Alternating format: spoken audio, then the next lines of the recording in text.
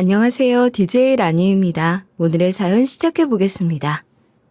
믿는 도끼에 발등이 찍힌다는 말을 과연 누가 만들었을까요? 가만히 생각해 보면 옛날부터 내려오는 속담이나 말들 중엔 정말 틀린 말이 하나도 없는 것 같다니까요. 살면서 이런 일을 겪지 않으면 제일 좋겠지만 안타깝게도 저는 믿는 도끼에 제대로 발등을 찍히다 못해서 찌었네요. 그래서 그냥 당하기만 했냐고요? 그럴 리가요. 믿은 만큼 제대로 복수를 해줬고 결국 저 역시 아직 죽지 않았다는 걸 제대로 보여줬어요. 지금부터 제가 어떻게 본때를 보여주는지에 대해 이야기를 해보도록 할게요. 꼭 끝까지 들어주세요. 안녕하세요. 저는 올해 66세가 된 인생의 황혼기를 보내야 할 중년 여성이에요. 이제 열심히 그리고 치열하게 살던 시기는 지나고 누구보다 행복하게 보내야 할 나이에 정말 상상조차 하지 못할 법할 일들을 겪게 되었지만 말이에요. 제 얘기를 해보면 저는 21살이란 나이에 저와 같은 시절을 보낸 여자분들이라면 다 그러하듯 남편을 만나 연애 같지 않은 연애를 짧게 한 후에 결혼을 하게 되었어요. 저도 어렸지만 남편 역시 가진 것이 없는 사람이었고 가진 것 없는 남편과 제가 만나 맨땅에 헤딩을 하며 결혼 생활을 시작했죠. 그 당시 너무 가난했던 남편과 저는 남편에겐 허름한 양복 한 벌, 그리고 저는 가장 저렴한 천으로 만든 한복 한 벌을 겨우 얻어서 식을 올렸던 기억이 아직도 생생하네요. 남편은 아무것도 없이 시작을 했던 그 상황에서도 저에게 늘 장담하듯 약속을 했어요. 그리고 그 약속을 지켜준 사람이기 때문에 저는 남편에 대한 신뢰가 상당히 높기도 했고요. 미숙 씨, 내가 지금은 이렇게 가난해서 같이 고생을 시킨다고 해도 앞으로 살면서 우리가 늙었을 땐 꼭 떵떵거리고 편하게 살게 해줄게요. 약속해요. 같이 고생해서 열심히 하면 우리도 좋은 날 있을 거야. 당신 그 근성화는 내가 믿잖아. 우리 잘 살아봐요.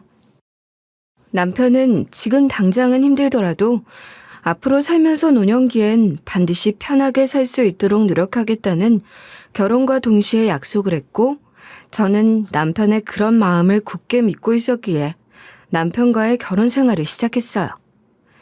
남편은 그 당시 철공소에서 일을 하는 인부였고 저는 그저 학교 졸업 후 곧바로 남편을 만나 결혼을 하게 된 21살의 앳된 어린 여자일 뿐이었어요.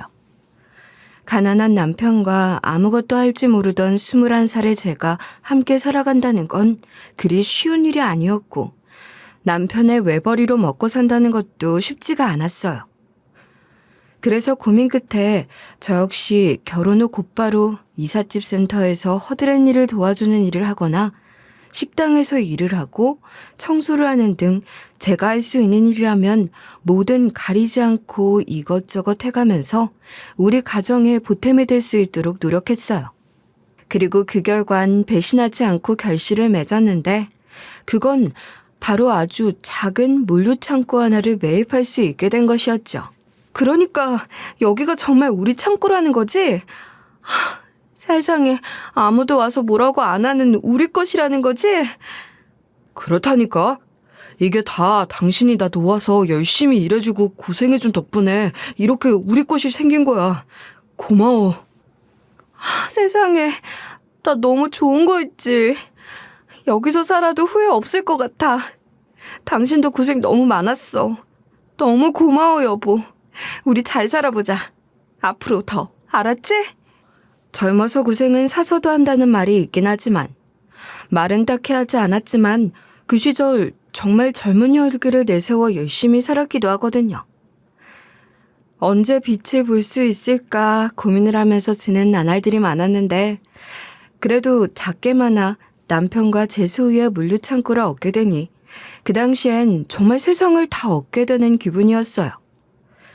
그때야말로 사람이 사는 이유가 바로 이런 건가 싶은 마음이 들 정도였으니까요. 남편과 저는 물류창고를 손수 리모델링했어요.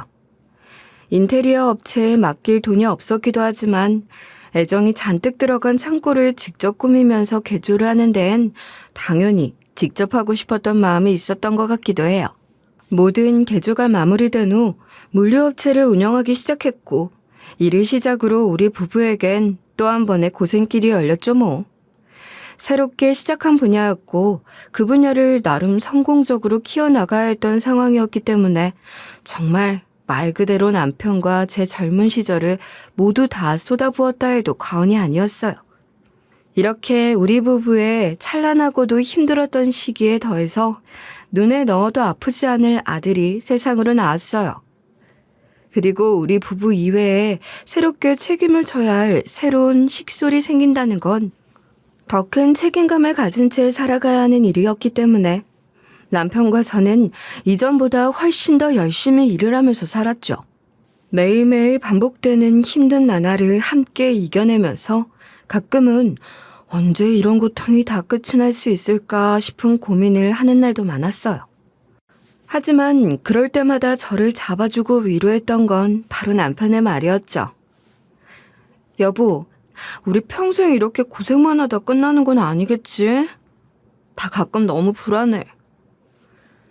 그럼 우리가 언제까지 이렇게 고생만 하겠어?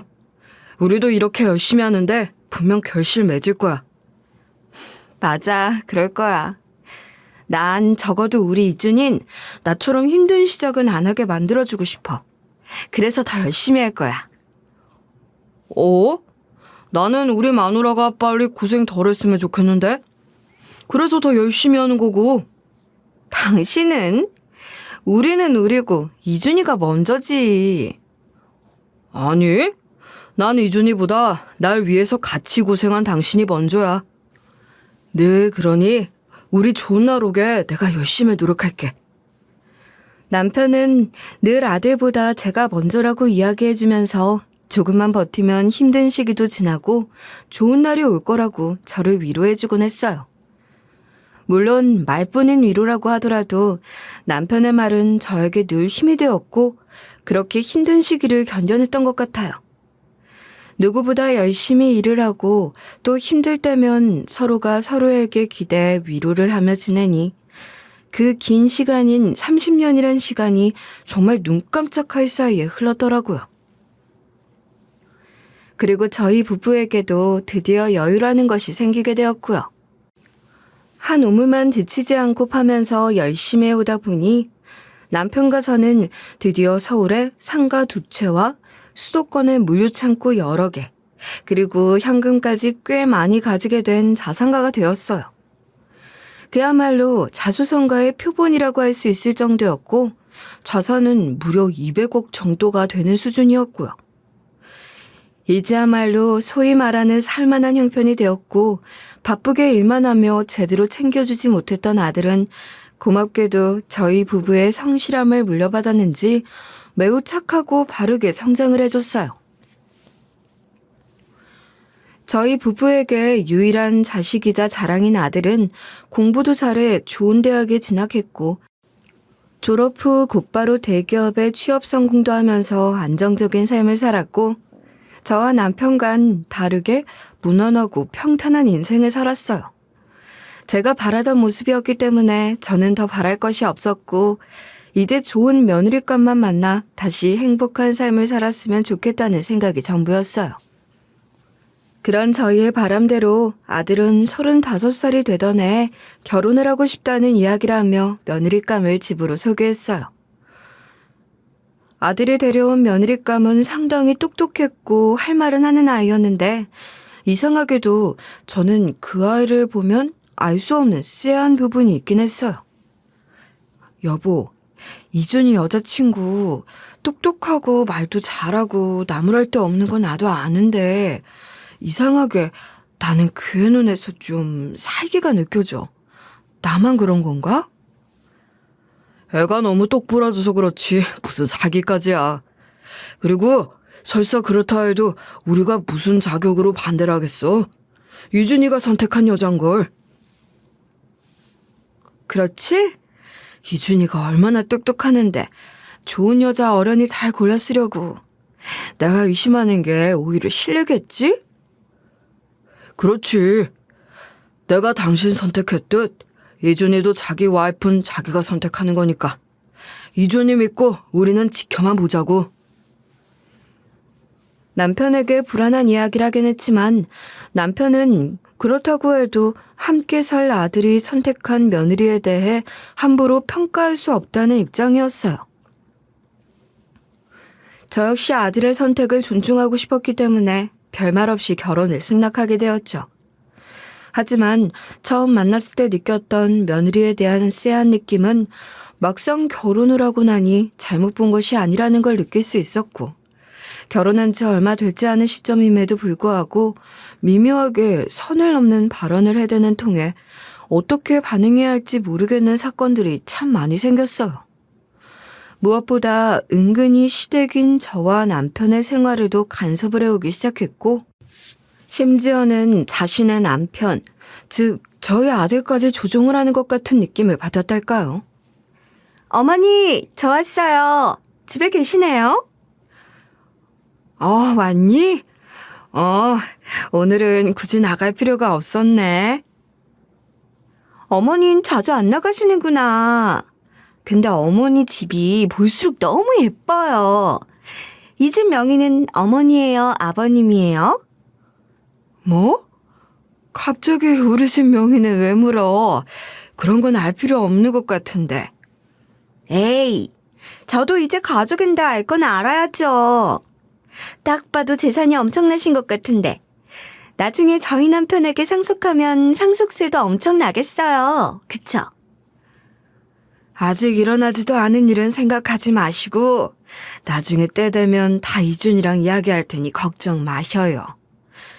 그런 얘긴 그만하고 앉아서 차나 마시자. 며느리는 저와 남편의 재산에 정말 대놓고 궁금증이 많다는 걸 티냈어요.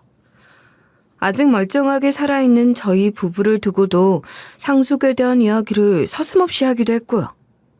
이런 이야기들이 누가 보더라도 선을 넘은 발언이었고, 그런 며느리의 발언이 영 거슬린 건 사실이었지만 그렇다고 무조건 불편한 티를 내며 화를 낼 순 없었기에 은근슬쩍 신경을 쓰지 않아도 되는 부분이란 말을 남기면서 화제를 돌렸어요.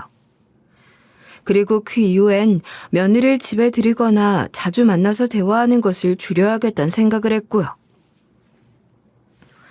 하지만 이런 제 거리두기가 의미 없이 며느린 제가 쓰는 카드나 소비 패턴, 옷, 먹는 음식부터 차, 다니는 병원까지 모든 것들에 노골적인 관심을 드러내면서 속을 모르는 행동을 계속하더라고요. 며느리의 도저히 속을 알 수 없는 이상한 행동들과 관심사가 마음에 걸리는 부분임은 확실했지만 이보다 더 걱정스러운 일은 따로 있었어요. 그리고 아무리 그렇게 생각을 하지 않으려고 해도 이런 문제가 생기게 된 건 단연 며느리 때문이라고 생각할 수밖에 없었고요. 평소 착하고 똑똑하고 늘 사리분별이 정확했던 아들이 며느리와 결혼을 하고 난 이후부터 점점 이상하게 변하고 있다는 걸 저뿐만 아니라 남편 역시 느낄 정도였기도 했으니까요. 아들은 아무리 자산이 많고 돈이 많은 부모님이라고 하더라도 그동안 자신을 키워준 것에 감사함을 보답한단 마음으로 취업을 한 후 한 번도 빠지지 않고 남편과 저에게 매달 용돈을 보내주곤 했었어요. 물론 저희 상황에서 용돈을 받는다는 게 의미가 있는 건 절대 아니었고 그저 마음을 표현하는 아들의 마음이 예뻤기에 아들의 마음을 거절하지 않은 채 받으면서 그 돈을 단 1원도 쓰지 않았거든요. 이후 남편과 제가 세상을 떠나게 될 경우에 아들에게 다 돌아갈 수 있도록 모아두고 있었고요. 그런데 결혼 후 며느리와 함께하는 식사 자리에서 용돈 이야기를 한 차례 한 이후 갑작스럽게 아들의 용돈이 끊기게 되었어요. 엄마, 제가 매달 드리던 용돈이요. 이젠 더 못 드릴 것 같아요. 그래, 안 줘도 상관은 없다만 혹시 무슨 사정이 있는 건 아니지? 그때 밥 먹을 때 지연이 있을 때 그 이야기 했잖아. 그래서 네가 곤란해졌을까 하고 묻는 거야. 아니, 그런 건 아니고 결혼도 하고 이제 제 가정을 꾸렸는데 매달 용돈 드리는 게 쉽지 않을 것 같아서 제가 결정한 일이에요. 지연이 몰라요. 아, 그래? 그래, 알았다. 물론 그 돈이 없어서 힘든 건 아니지만 그래도 아들 관심과 사랑을 느끼던 유일한 수단이었는데 그것마저 없다니 어머니 이제야 실감이 나네. 아들은 끝내 며느리 때문에 용돈을 드릴 수 없는 것이 아니라고 말했지만 그날 식사 자리에서 용돈 이야기가 나왔고 며느린 또다시 시부모님이 함께 있다는 것도 신경 쓰지 않은 채 매달 얼마를 주고 있는지 그리고 이렇게 용돈을 주고 있는 기간이 얼마나 되는지에 대해 물어보며 확인을 했던 기억이 선명해요. 그러고 난 후 집으로 돌아갔고 그 다음날 바로 이제는 용돈을 줄 수 없다는 이야기라니 누가 봐도 며느리가 제지를 했구나 싶은 것을 눈치로 알 수 있었죠. 서운은 했지만 아들의 용돈이 없다면 생활을 하기가 어려운 수준이 아니었기 때문에 이 문제에 대해선 심각하게 서운하거나 문제가 된다고 생각하진 않았어요. 다만 이보다 더 서운한 건 바로 아들의 태도였죠. 결혼 전 함께 살았기도 하고 결혼 후에도 초반엔 주말이면 함께 라운딩을 가거나 식사를 하러 들르던 아들이었는데 이제는 아들 얼굴조차 보기 힘든 상황이 됐거든요. 특별한 날이 아닌 이상 얼굴을 보기가 어려웠고 연락을 하더라도 바쁘고 힘들어서 방문이 어렵다는 답변을 할 뿐이었어요. 아들을 잃어버린 것 같은 생각이 들어 서운하기도 했지만 이미 출가를 한 자식에게 부모를 챙겨달라는 억지를 부리기도 어려웠던 상황이기 때문에 입 밖으로 내지도 못한 채 참으며 지내는 날들이 반복됐어요. 그러던 어느 날 아무리 연락을 하지 않은 며느리와 아들이라고 하더라도 먼저 연락을 해 반찬과 함께 음식을 가져다 주려고 했어요. 그런데 그런 제 연락을 받게 된 건 아들이 아닌 며느리였고 제 연락과 목적을 듣고는 며느린 싸늘한 반응을 보이며 단칼에 거절하더라고요. 어머니, 요즘 음식을 누가 해먹나요? 다 사 먹지? 그런 반찬 필요 없어요. 주셔도 반은 다 버리고요. 버리면 아깝잖아요. 저희가 알아서 먹을 테니 앞으로는 신경 쓰지 마세요. 뭐? 얘 어떻게 맨날 사서만 먹니? 그래도 이준이가 내가 직접 만든 오이지 좋아해서 생각보다 더 많이 만들어 연락한 건데 앞으로는 안 만들 테니 이번엔 가져가지 그러니? 그거 가지러 간다고 나서는 것도 시간 낭비고 오이지 같은 옛날 반찬 이제 저희는 안 먹어요. 2분이나 드세요. 아무리 그래도 이번엔 아들 내외를 위해 만들었다고 하면 한 번쯤 못 이기는 척 가지러 올 법도 한데 며느린 말 한마디도 거들지 않은 채 딱 잘라 거절하더라고요. 며느리의 반응을 듣고 자존심도 상하고 속도 상하는 마음이 들면서 밤이 되어도 화가 나 잠이 오지 않더라고요. 이에 약이 올라서 그러는 건지 기분이 나쁜 건지 구분도 안 갈 정도였어요. 제가 잠도 못 자고 씩씩거리는 마음으로 뒤척이니 남편은 무슨 일이냐고 저에게 물었고 저는 남편에게 그날 있었던 일을 푸념하듯 이야기했어요. 우리 이준이 이제 남인가 봐. 딴 사람 다 됐어. 지 와이프밖에 모르고 또 며느리는 어쩜 그렇게 차가운지 이게 맞나 싶어. 원래 자식도 품에 있을 때나 자식이지 제 짝 찾으면 다 남이지 뭐. 그래도 난 이준이가 설마 결혼하고 이렇게 변할 줄은 꿈에도 몰랐어.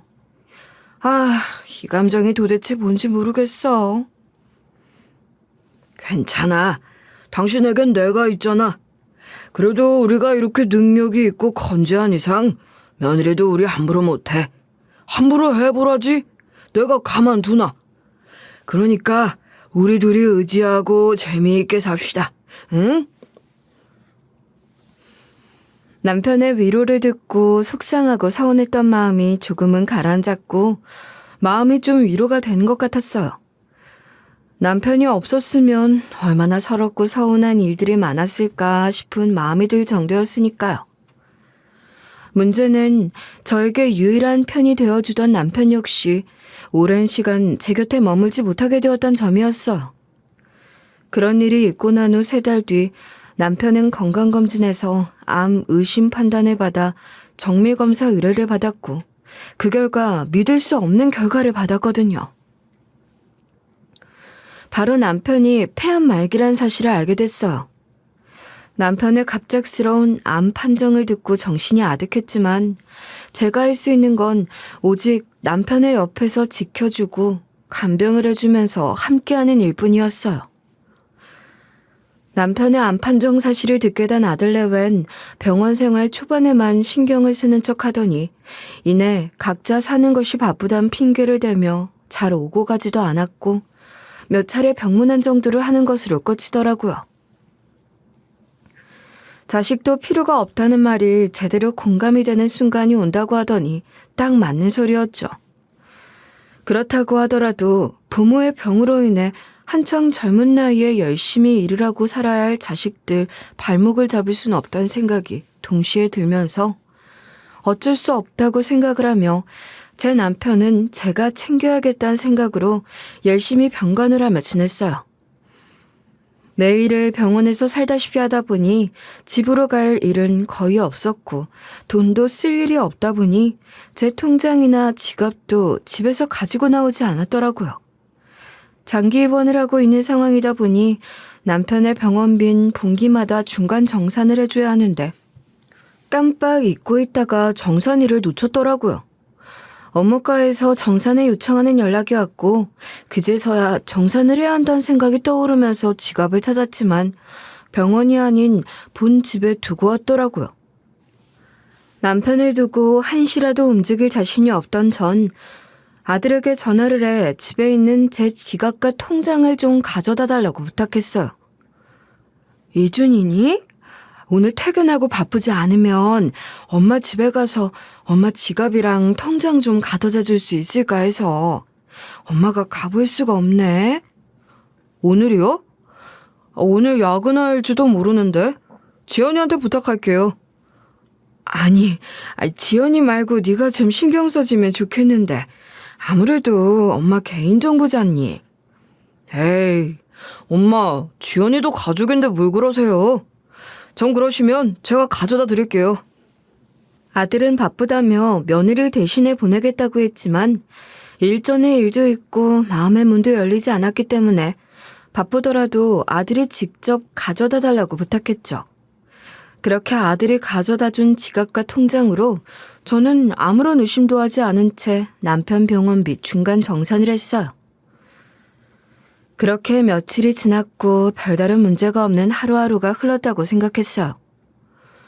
그러던 어느 날 잠시 간병을 도와주는 분에게 부탁을 하고 은행으로 가 남편 병원비와 함께 사용한 통장을 정리할 마음으로 잠시 은행을 갔고 통장 정리 내역을 확인한 저는 깜짝 놀라고 말았어요. 글쎄, 통장에 있던 무려 3천만 원이 인출되어 있는 거 아니겠어요? 이렇게 큰 돈을 쓴 적도 없는 건 당연했기 때문에 도대체 언제 이런 돈이 빠져나간 것인지 확인을 하기 위해 날짜 확인을 하고 난 후 곰곰이 기억을 떠올렸어요. 그리고 이내 금세 알아챘죠. 3천만 원이란 돈이 빠져나간 날은 바로 아들에게 남편의 병원비 결제를 부탁하기 위해 지갑과 통장을 부탁한 날이었어요. 황당하기도 하고 어이가 없는 마음에 당장 아들에게 전화를 해 전후 사정에 대해 물었어요. 여보세요? 예, 너 그날 내 통장에서 돈 빼나갔니? 아, 보셨어요? 네, 제가 빼간 거예요. 아니, 돈을 말도 없이 왜 빼갔어? 빼갔으면 빼갔다고 왜 말을 안 하니? 놀랐잖아. 엄마한테는 3천만 원이 그리 큰 돈도 아닌데 화를 왜 내세요? 제가 급해서 잠깐 뺐었었는데 다시 채워넣을 거라 말 안 드린 거예요. 근데 기왕 이렇게 된 거 그냥 주시면 안 돼요? 엄마 손자 돌도 얼마 안 남았는데 돌 기념 선물로. 정말 아무리 가족 사이라고 해도 이건 범죄야. 왜 말도 없이 돈을 빼가니? 다시 되돌려놔. 내가 손자 돌 선물로 현금을 줘도 따로 줘. 분명히 말했어. 다시 가져다 놔. 알았어? 끊어! 아들의 이유 같지도 않은 이유를 들으면서 황당함은 물론이고 내 정보에 대해 모두 다 익숙하게 알고 있으니 나중에 좀 더 늙으면 함부로 내 돈을 가져다 쓸 수 있는 상황이 올 수 있겠구나 싶은 마음이 들면서 덜컥 겁이 나더라고요. 그래서 저는 전화를 끊자마자 곧바로 집으로 달려가 귀금속부터 인감 도장을 금고에 넣어두었고 비밀번호까지 모두 다 바꿔버렸어요. 그리고 아들이 잘 알고 있는 제 통장 비밀번호까지 모두 다 바꾸면서 단속했어요. 앞으로 돈 단속을 제대로 해야겠다고 생각을 하게 된 계기였기도 하죠. 그렇게 짧은 해프닝이 마무리된 후 남편의 건강 상태는 날로 악화되고 있었어요. 그래서 아들과 며느리의 이런 행동에 대해 더 문제를 삼을 여유도 없었고 오직 남편의 건강에만 집중할 수밖에 없었죠. 남편 역시 자신의 앞날을 이미 예견했는지 상속에 대한 문제를 저에게 이야기하더라고요. 당신도 알겠지만 내가 얼마 안 남은 것 같아. 가기 전에 우리 마누라 걱정 없게 단돌이 좀 해놓으려고 해. 무슨 단돌이? 당신 잘못된다는 생각하지 말고 치료에만 전념해. 여보, 무조건 미룬다고 될 일이 아니야. 유언장 제대로 써놔야 자네가 당신 무시 못해. 내가 멀쩡할 때 정리해야 해. 내 변호사 좀 불러줘. 남편 역시 그간 며느리와 아들 행동을 모르는 바가 아니었기 때문에 상속을 준비하는 과정도 저를 위해 미리미리 변호사와 함께 정리해줬어요. 하지만 이런 눈치를 귀신같이 알아챘는지 며느리와 아들은 그동안 한 번도 병원에 오지 않던 모습은 온데간데 없이 매일같이 병원에 들려 간병을 하기 시작했어요. 오히려 저와 남편이 떨어져 있는 시간을 만들고 싶은지 저를 자꾸 집으로 가 쉬고 오라면 내보내더라고요. 목적이야 어쨌든 남편 간병을 하는 아들 내외를 보면서 그동안 하지 못했던 효도를 하라는 생각으로 별다른 말 없이 두고가 있었는데 문제는 며느리와 아들의 검은 속내를 알게 되면서 시작됐어요. 며느리와 아들 내외가 남편 간병을 하겠다며 병실에 와 있으니 조금은 저에게도 여유가 생겼고 오랜만에 집에 들려 집안일도 하고 청소도 하며 시간을 보내고 왔어요. 그래도 자식이라고 아들 내외에게 고마운 마음에 도시락을 싸 병원으로 왔고요. 병실에 도착하니 아들 내외는 없었고 남편 혼자 누워있더라고요. 잠시 자리를 비웠나 싶은 마음이 들어 가습기에 물을 담으려고 휴게실로 향했는데 그곳에서 익숙한 목소리가 들려왔고 그 목소리의 주인공은 다름 아닌 며느리였어요. 우리가 이렇게 맨날 와 지키는데 끝내 상속에 대한 상자도 안 꺼내시네? 그러게. 아무래도 엄마가 계셔서 우리한테까진 오기 어려울 것 같은데? 그런 게 어딨어. 상속법만 봐도 배우자한테 0.5배 더 받는 거고 당신도 받아야 되는 게 맞는데? 안 그래도 내가 아빠 변호사 만나봤는데 이미 유언장 다 쓴 것 같더라. 정말 너무하네. 아빠 우리한테 아무것도 안 줄 건가 봐. 그럼 이렇게 있을 수 없지. 뭐라도 받을 수 있게 지금보다 더 비위 맞춰서 끌어내야지. 안 그래? 아들과 며느리 이야기 들으니 비가 거꾸로 쏟는 기분이 들었고 저는 결국 남편에게 동의를 받은 후 다시 변호사를 만나 유언장 보완에 대한 이야기를 함께 내용을 변경하면서 좀 더 확실하게 상속 정리를 해두게 됐어요. 이런 진심을 듣게 되니 더는 가족이라고 생각하고 싶지도 않은 마음이 들면서 남편이 떠나게 될 상황에서 제가 저를 지키지 않으면 안 될 것 같다는 생각이 들더라고요. 남편이 세상을 떠나기도 전에 이미 암 판정을 받은 후 언젠가 돌아가실 것이란 예상을 하며 남편과 제가 모든 걸 다 바쳐 읽어놓은 200억 자산에 대해 눈독을 들이고 있다는 속내를 알게 되는 순간이었어요. 이런 마음을 모두 다 알게 되고 아들과 며느리의 진심을 보게 되니 아들 내외 예전처럼 대할 수 없겠더라고요. 자신의 부모가 빨리 돌아가시고 그 돈에 대해 눈독을 들이는 자식은 더는 가족이 아닌 적일 수밖에 없고요. 그렇게 저는 더 이상 아들에게 의지하지 않았어요. 그 후부터는 되도록 아들 내외가 남편에게 접근하지 못하도록 하려고 저 나름대로 노력했어요. 단 1, 2분이라도 남편과 떨어지지 않으려고 했으니까요. 그 과정에서 남편의 상태는 더 나빠졌지만 그래도 어떻게든 회복을 하기 바라는 마음으로 하루하루 온갖 신에게 기도를 하며 바라고 또 바랬어요. 하지만 제 기도가 간절하지 않았는지 혹은 부족했던 건지 누구보다 듬직하고 든든했던 남편은 결국 암이란 병을 이기지 못한 채 세상을 떠나게 됐어요. 남편이 세상을 떠나게 되자 제 세상도 함께 무너진 것이나 다름이 없더라고요.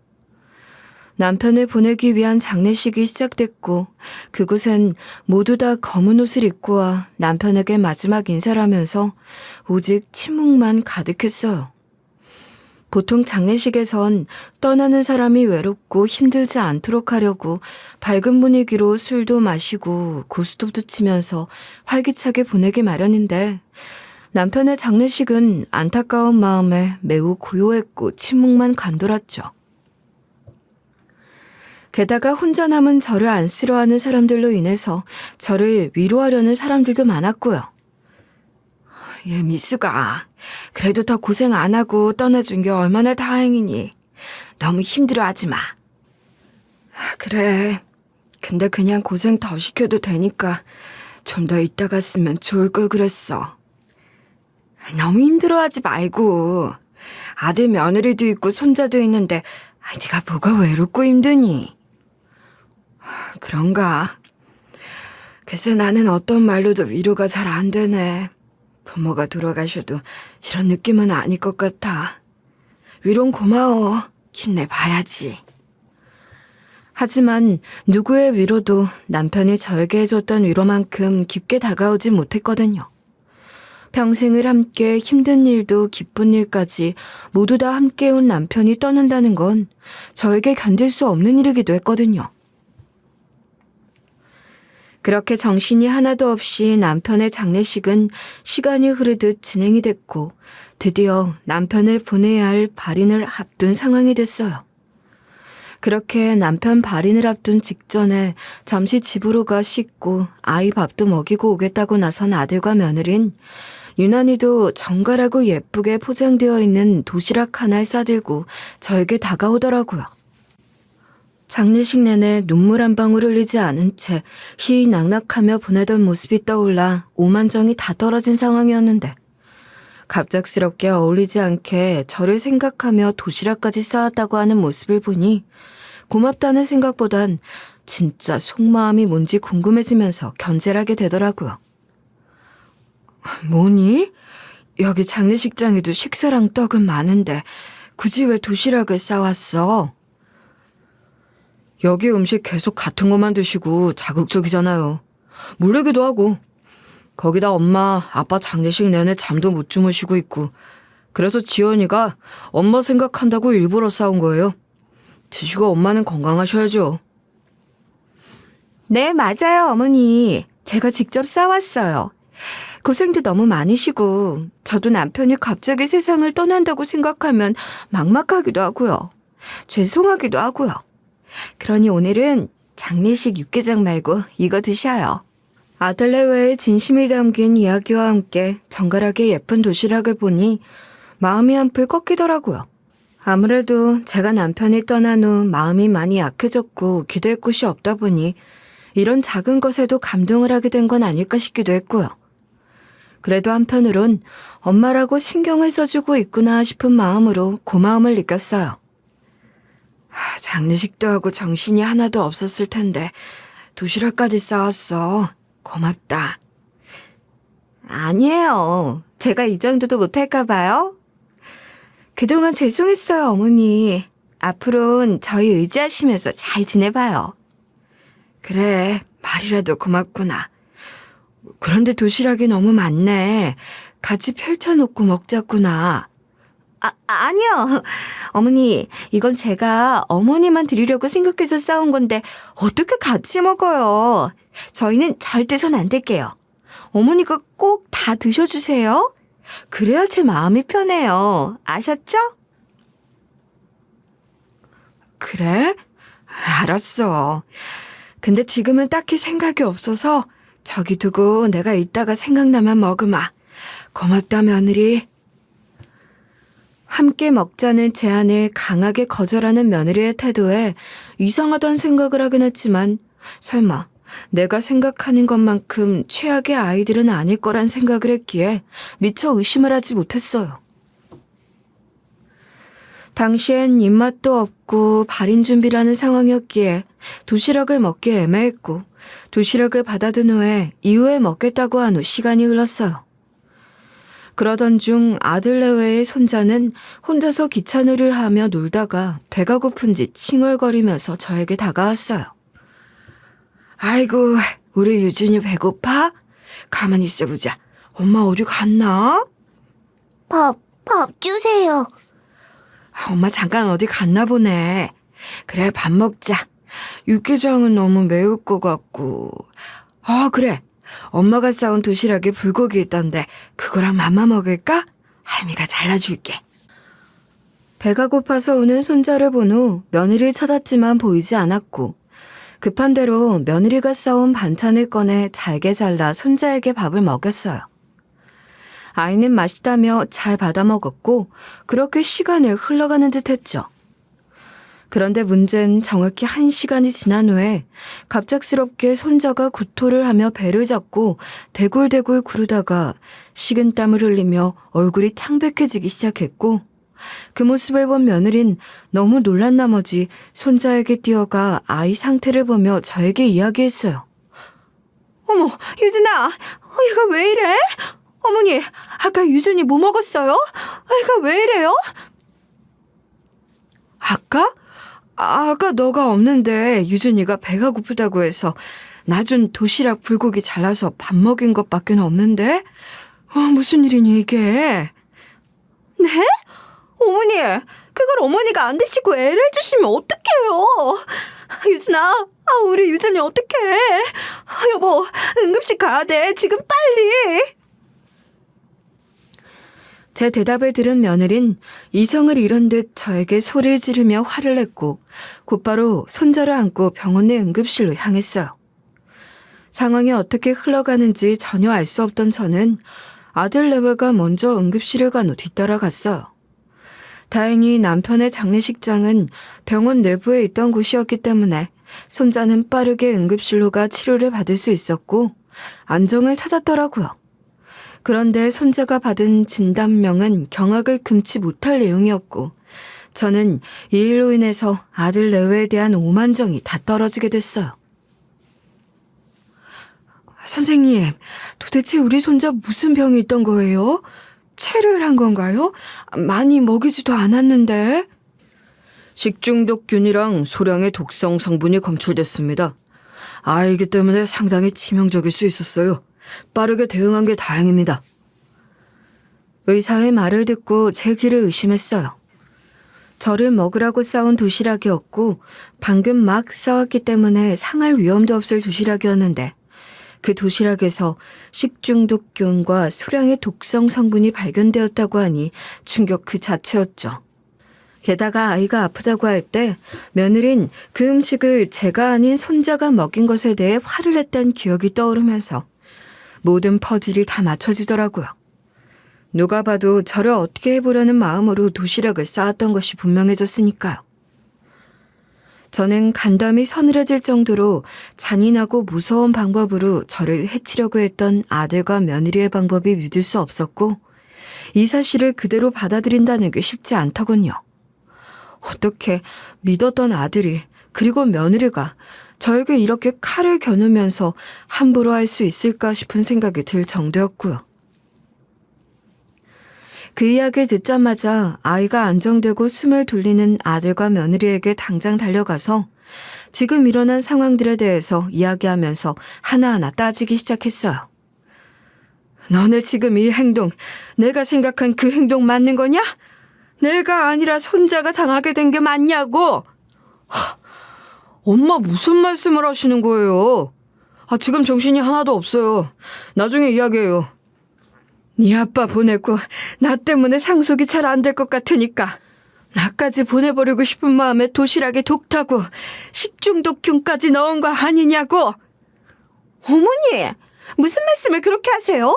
이건 우연이었을 뿐이지 의도한 게 아니라고요. 저희가 미쳤어요? 그런 짓을 하게? 그러니까 오히려 저흰 엄마 몸도 안 좋다고 해서 영양제까지 넣은 건데 그런 걸 탔다고 의심을 하세요? 정말 서운하고 억울하네요. 그래? 지금 모든 사실이 다 나와 있는데도 발뺌을 하고 모른 척 하겠다 이거지? 그럼 나도 더 이상 가만히 못 있는다. 끝내 자신들의 잘못을 뉘우치지 않고 발뺌하는 며느리와 아들의 뻔뻔한 모습을 본 후 더는 봐줄 수 없다는 생각을 했고 그 자리에서 곧바로 경찰에 신고했어요. 제가 경찰에 신고하자 아들은 제 전화를 제지하며 막으려 했지만 소용없었어요. 이렇게 된 이상 진실이 뭔지 공적기관을 통해서 제대로 파헤쳐봐야 한다고 생각했으니까요. 경찰에 신고를 다 하고 난 후 경찰서 출석 날짜를 잡고 전화를 끊자 황당하다는 듯 며느리와 아들이 저에게 달려들어 화를 내더군요. 아니, 엄마 지금 이게 뭐 하는 짓이야? 고작 그런 해프닝으로 아들을, 며느리를 경찰에 신고하겠다 이거예요? 뭐? 고작 해프닝? 그런데 넌 왜 놀라 자빠져서 애를 들고 뛰었니? 니네가 나한테 한 짓이 얼마나 무섭고 심각한 일인지 전혀 인지를 못하고 있는 것 같은데 이거 사람 어떻게 만든 거나 다름없는 범죄야. 알아? 무슨 범죄란 말씀을 하세요? 가족끼리 실수를 범죄라고 하면서 신고를 하시는 어머니가 더 이상한 거 아니에요? 누가 가족이야? 난 지금 네 아들이 아니라 내가 그 도시락을 다 먹었다면 어떻게 됐을지 생각만 해도 소름이 돋아. 내 신변 위협을 하는 것들이 어떻게 내 가족이 될 수 있니? 난 가족 없고 자식도 없다. 나머진 경찰서에서 해결해라. 네 아버지 발인도 오지 마라. 창피한 줄 알아야지. 아들과 며느린 그 어느 때보다 냉정하게 돌아서는 저를 보고는 더 이상 이야기할 수 없다고 판단했는지 그대로 두고 보더라고요. 남편의 장례식을 모두 다 처리하고 난 후 저는 마음을 추스릴 시간도 없이 이 사건을 제대로 해결하기 위해서 유언장 작성과 다양한 법률적 문제를 도와줬던 남편의 변호사에게 연락했어요. 아들 내외의 도시락 사건에 대한 이야기를 모두 다 이야기하며 혐의가 있을 수 있을까 조언을 구했고 변호사 선임과 동시에 제대로 된 수사 진행이 진전됐어요. 처음엔 화가 나 한 말이라고 생각했는지 막상 수사가 시작되고 피고인 조사를 위한 출석을 요청받은 저에게 연락을 해와 선처를 구하더군요. 어머니, 그날 일로 아직도 기분이 나쁘신 거예요? 정말 오해세요. 진짜 그럴 의도가 아니었다고요. 제가 왜 어머니에게 그런 짓을 하겠어요? 그러게, 네가 왜 그런 짓을 할까? 그동안은 정말 많이 생각하고 아니길 빌었다. 그런데 조사 들어가 보니 네 휴대전화부터 통장 내역 모두에서 나오더구나. 그동안 너 우리 재산에만 몰두해서 한탕 하려고 했던 것들이. 아니, 그것도 오해예요. 전 그냥 가족이니까 제가 도움이 될 만한 일이 있을까 해서 알아본 것뿐이라고요. 도움이 되는 일? 그게 네가 싸준 그 무서운 도시락을 먹고 불구가 되거나 살짝 마비가 돼서 판단을 못하게 만드는 거였니? 네 통화 녹음 다 들었다. 차라리 죽길 바랐지. 너 정말 무서운 애구나. 내 아들까지 다 망쳐놓고 이젠 다 필요 없으니 너네들이 어디 한번 잘해봐라. 제가 모든 사실을 다 알고 며느리의 변명을 받아치니 며느리 역시 더는 할 말이 없었는지 따박따박 잘났다는 식으로 대들면서 이야기하던 것을 멈추고 잠자코 제 이야기를 듣고만 있더라고요. 아마 제가 며느리가 했던 것들을 이렇게까지 자세하게 알고 있을 거라고는 생각하지 못했던 것 같아요. 실제로 경찰에 신고를 할 때까지만 해도 모든 것들이 다 제 오해고 그냥 단순 실수였으면 하는 마음이 있었던 것도 사실이긴 했어요. 하지만 수사를 진행하면서 알아내면 알수록 아들, 특히 며느리가 저에게 하려고 했던 일은 소름이 끼칠 정도로 잔인하고 무서운 일이더라고요. 며느리는 상속에 있어서 남편이 세상을 떠나게 된 후에도 저로 인해 상속을 받기 어려운 상황에 이를 것 같으니 저를 무력하게 만든 후 그 재산에 대해 모두 다 좌지우지하고 싶은 상황을 만들고 싶었던 것 같더라고요. 그래서 고민하며 어떤 방법이 있을까 생각하던 중 떠오르게 된 것이 바로 이렇게 무섭고 끔찍한 짓이었던 것이죠. 수사를 받게 되면서 경찰 출석을 요구받는 전날 밤, 아들은 며느리 없이 혼자서 제가 있는 본가로 찾아왔고 그 자리에서 모든 걸 고백하면서 자신은 살려줄 것을 부탁하며 모든 걸 솔직하게 이야기했거든요. 네가 여기까지 웬일이니? 네 마누라 지시 없인 움직이지도 않는 애 아니니? 엄마, 내가 잘못했어. 사실 상속 재산이 탐이 나서 그랬는데 지연이가 엄마 큰일 나긴 안 하고 그냥 조금 불편하게만 하면 내가 후견인이 될 수 있다고 알려줬어. 그래서. 뭐? 너 그게 얼마나 무서운 범죄인지 모르고 한 일이야? 난 널 그렇게 키운 적도 없고 가르친 적도 없어. 내가 아는 이준이가 아니구나. 죄값 제대로 받고 확실하게 책임져. 며느리 말을 듣고 제 생명엔 지장이 없다면서 식중독균과 수량의 독을 탄 도시락을 저에게 줬고 그걸로 인해 후견인 지정을 받아 재산 관리를 하려고 했다고 하더라고요. 그 이야기를 들으니 아무리 아들이라고 해도 오만정이 다 떨어지면서 무섭다는 생각이 들었어요. 차라리 제가 남편처럼 이 세상에서 사라지길 바라고 무언가를 했다면 잔인하고 무서운 존재란 생각을 했을 것 같은데 이건 너무 악질적이고 의도적인 태도였기 때문에 더욱더 이해를 하기가 어려운 수준이더라고요.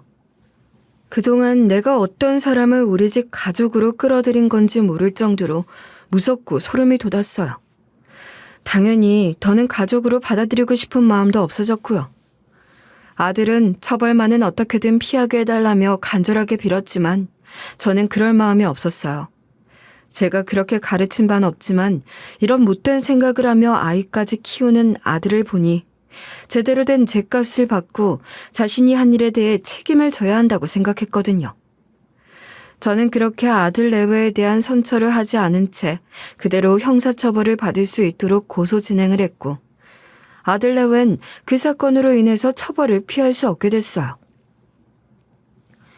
말 그대로 천륜에 해당하는 아들과의 사이 또한 이 일을 계기로 완벽하게 정리가 되었고요.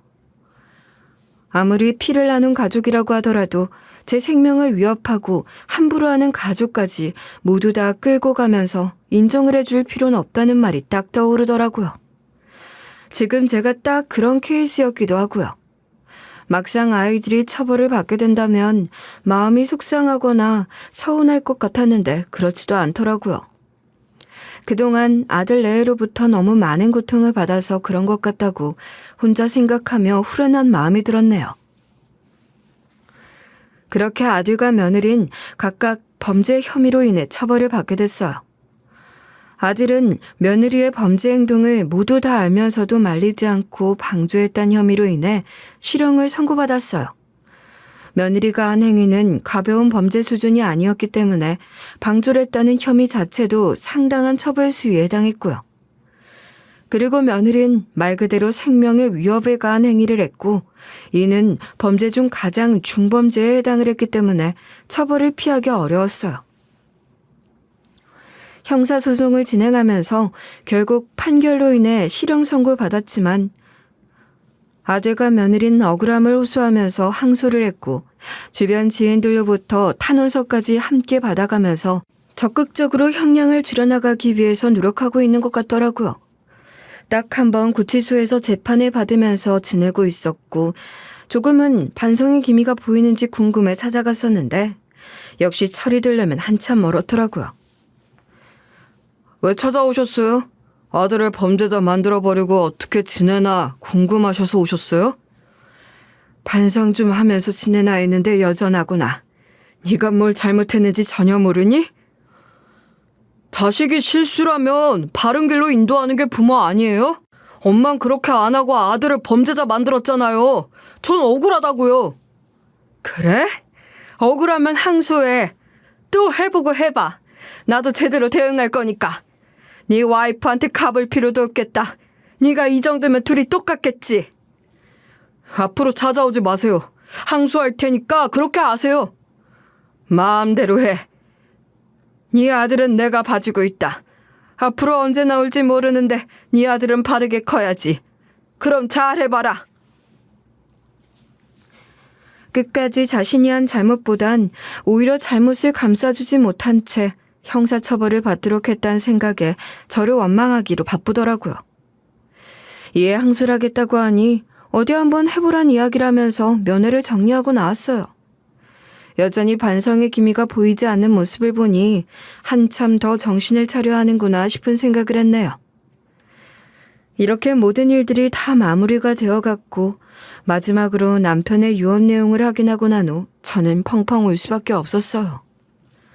남편은 전 재산을 아내인 저에게 모두 다 단독 상속하겠다는 내용으로 유언장을 모두 작성했고 아들에겐 단 1원도 돌아가지 않도록 작성해 두었더라고요.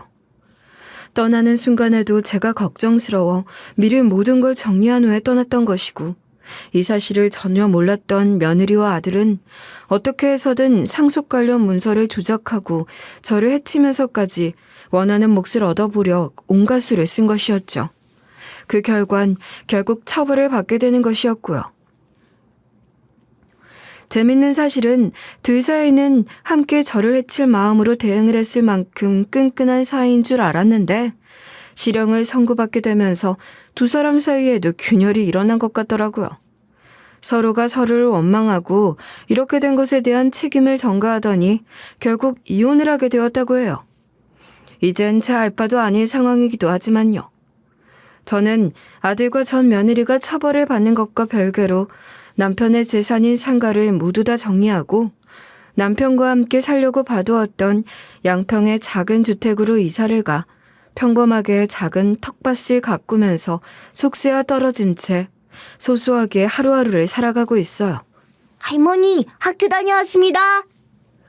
아이고, 우리 유준이 왔니? 배고프지? 할머니가 유준이 좋아하는 떡볶이 해놨어. 같이 가서 먹자. 우와, 떡볶이 먹고 싶었는데 좋아요. 남편이 떠난 후 외로운 하루하루를 보내는 저에게 유일한 엔돌핀 같은 존재가 하나 있었는데 그건 바로 아들과 며느리의 손자였어요.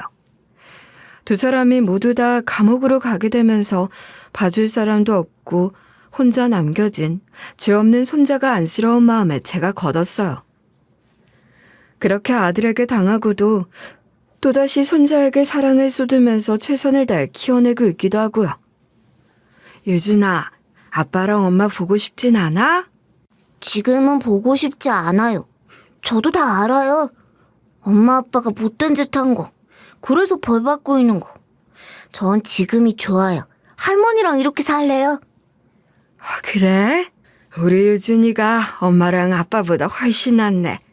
그래, 할머니가 우리 유준이 위해서 열심히 살게. 우리 잘 살아보자.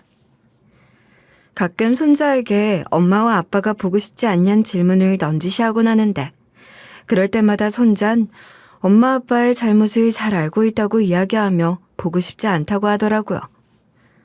괜히 생이별 시킨 것 같아 미안한 마음이 들기도 했지만 손자를 위해서 함께하지 않는 게 나은 결정일 수도 있다는 생각도 하면서 제가 앞으로 손자만큼은 제대로 책임질 수 있도록 노력하려고요. 남편의 암 선고로 인해 저는 암 환자에 관심이 많아졌어요. 덕분에 남편과 함께 평생을 읽어온 재산을 이용해서 한 달에 한 번씩 암환우 센터에 도시락 후원을 하기도 하고 정기 기부도 하면서 그렇게 베풀면서 살고 있어요. 아무리 서로 피를 나누고 함께하는 가족, 그리고 내 모든 걸 다 바쳐 키워낸 자식이라고 하더라도 부모의 등에 칼을 꽂으려고 하는 자식까지 모두 다 감싸가면서 희생을 할 필요는 없다고 생각해요. 저를 모진 엄마라고 욕할 사람이 분명 있기도 하겠지만 저는 지금도 제가 한 선택에 후회하지 않아요. 제가 강경하게 그들에게 벌을 받도록 함으로 인해서 그들 역시 언젠간 정신을 차리고 사람답게 살 날이 오기를 바라는 마음뿐이에요.